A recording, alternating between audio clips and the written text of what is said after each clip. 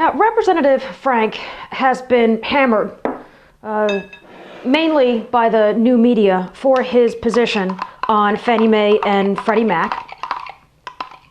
And he has mounted a spirited defense of his position on the GSEs.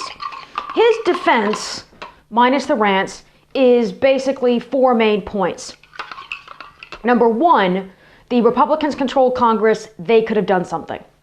Number two, he admits that he made the comments about rolling the dice, but at the time, Fannie and Freddie were healthy, as was Bear Stearns, Lehman Brothers, AIG, and everybody else who tanked.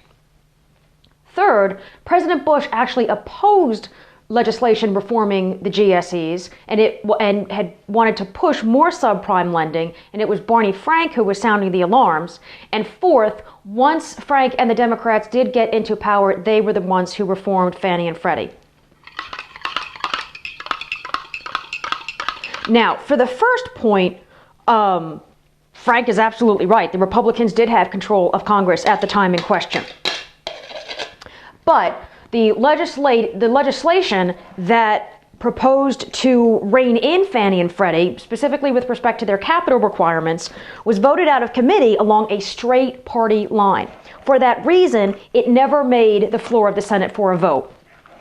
The Republicans decided to take a bipartisan approach and not shove it down the Democrats' throats. In the context of today's discussion about the health care bill, where the Democrats are shoving it down our throats, I think the Republicans' actions are completely supportable.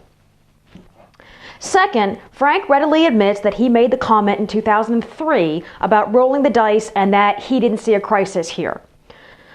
Well, I mean, you could say there wasn't a crisis, there wasn't a sign of trouble if you looked past the $5 billion earnings restatement.